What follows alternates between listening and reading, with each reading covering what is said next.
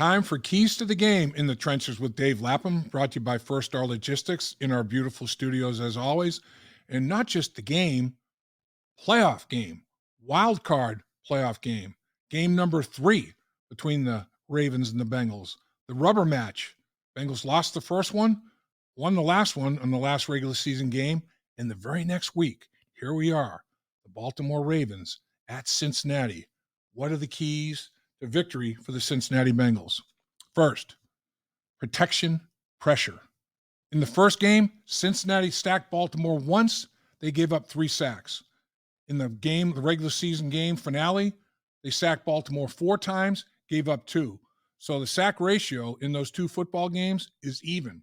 For the season, the Bengals are minus 14 in the sack ratio. The Baltimore Ravens are plus 10. Going to have to give consistent protection to Joe Burrow. The Ravens got consistent pressure on Joe Burrow with just a 4-man rush. Joe Burrow was like Houdini. He made people miss. His pocket manipulation was extraordinary. You can't allow Baltimore to bull rush, push the pocket back into Joe Burrow's face. You're going to have to protect Joe Burrow, and you're going to have to pressure whoever is playing quarterback for the Baltimore Ravens. And let's talk turnovers, and I'm going to include 4th down stops as well because it's equivalent.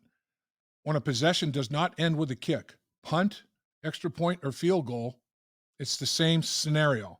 You get possession of the football immediately. There's no field position change. All right.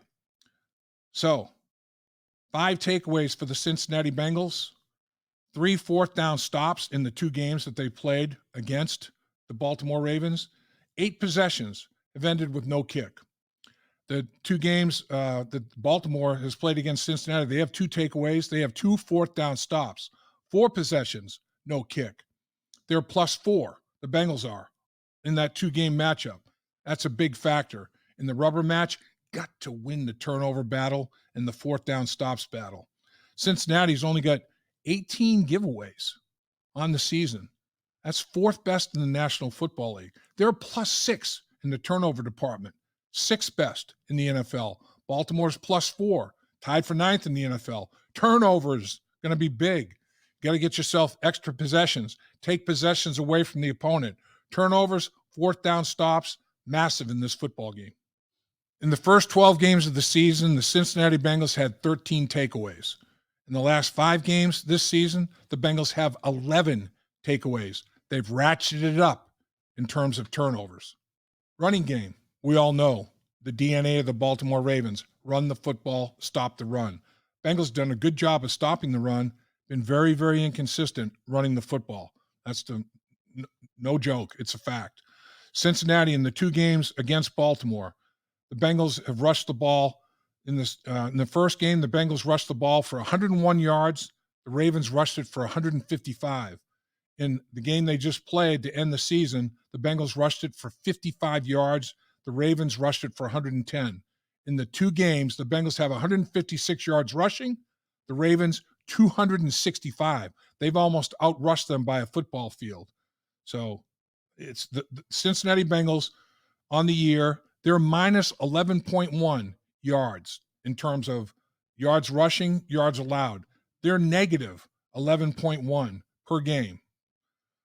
The Baltimore Ravens have rushed for 160 yards a game, and they only give up 92.1.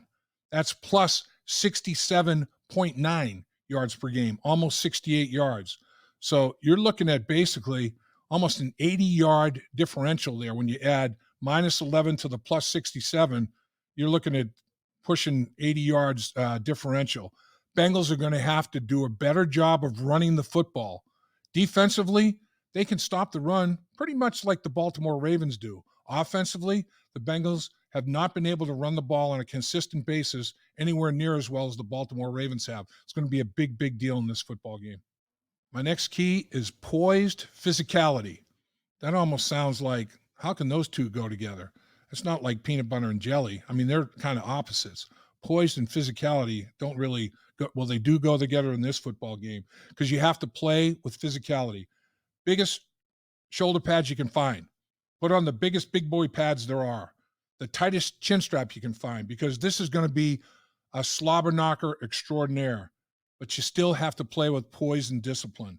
And both these football teams have done that. They both played very physical football and have controlled there are penalties in terms of penalties assessed and penalty yards. In game one, the Baltimore Ravens were penalized 6 times for 48 yards. In game two, 5 times for 22 yards. 11 times for 70 yards is the penalty and penalty total for the Ravens. The Bengals were penalized 4 times for 20 yards in game one, 3 times for 35 yards in game two. 2 games against the Ravens, 7 penalties for 55 yards. That's extraordinary. That's going to have to continue against the Baltimore Ravens. On the season, the Ravens, 82 penalties, 678 yards. 82 penalties is 6th fewest in the league, 678 yards, 7th fewest in the league. The Bengals, 81 penalties for 623 yards. 81 penalties, tied for 4th fewest in the league, 623 yards, 2nd fewest in the league. Both these teams play tough physical football, but they also play smart, disciplined football. Third down. In this last football game, the Bengals started 5 for 6 on third down. Then they went 0 for 9 to finish the game. 5 for 15, 33%. In the first game against the Ravens, they went 4 for 10, 40%. That's a combined 36% on third down. For the season, they're at 46.1%, third best in the NFL. They're 10% worse on third down than their overall average for the season against these Ravens. Going to have to perform at a higher level. The Ravens seem to have their number a little bit on third down. That can't happen in this playoff game. Tight end play. It's been huge for the Baltimore Ravens because they got a great one in Mark Andrews. He's a Pro Bowler. 73 catches, 847 yards, 5 touchdowns, all best in the AFC, second best in the NFL. In the first game, he didn't play in the season finale, but in the first game against the Bengals, 10 targets, 8 catches, 89 yards, and a touchdown. Likely and Kolar, the 2 tight ends that did play when Andrews was down in the last game, combined 19 targets, 12 catches, 152 yards. This is a good tight end group. The Ravens want to run the football and play action pass to the tight ends. Hello, Trey Flowers. Hello, Dax Hill. Hello, linebackers and safeties bracketing these tight ends. These safeties, tight ends. Trey Flowers is a corner. Dax Hill is a safety, can play corner. They can both play safety and corner. They're both positionless players. These guys are going to have to step up big against the tight ends. Linebackers are going to have to step up big against the tight ends. If they're caught in that situation, safeties and linebackers bracketing the tight end. Lou Anarumo will have a lot of ways to cover the tight end. Going to have to step up and minimize the production of the tight ends in this football game. Special teams. Whose special teams are going to be special in this football game? It dictates field position. John Harbaugh cut his teeth as a special teams coach in the National Football League. He's one of the only special teams coaches that has gotten a head coaching opportunity. And with the success he's had, you would think Darren Simmons and others might be stronger candidates than they've been. It's kind of crazy because it is a copycat league. Baltimore, punt return, they're 7th in the NFL. Punt coverage, they're 5th in the NFL.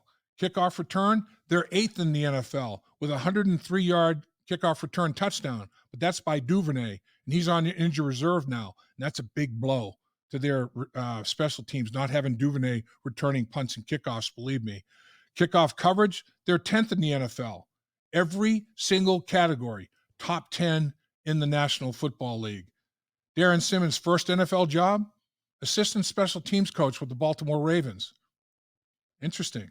Special teams are going to be massive in this football game, dictating and determining field position. The Ravens, the Bengals have to put them on a long field, and the Bengals get short fields.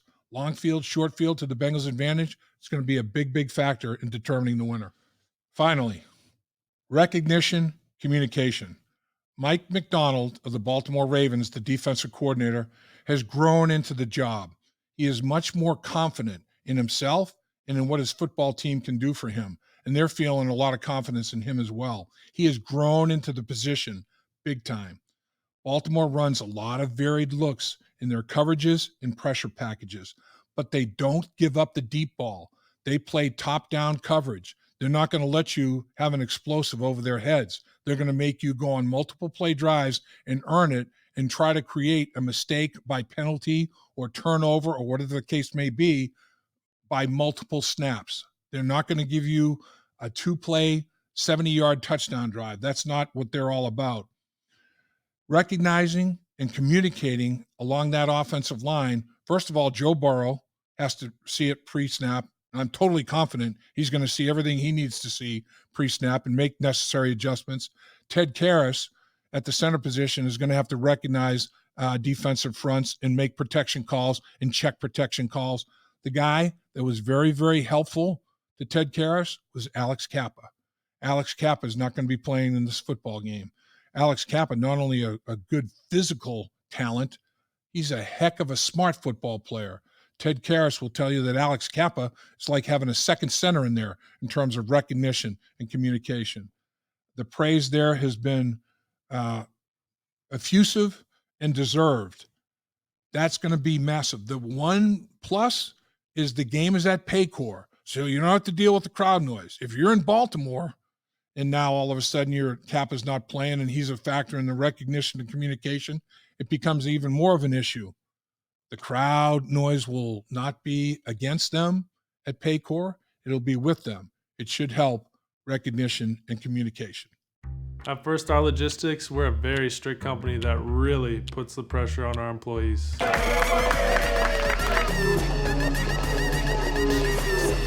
Breaks?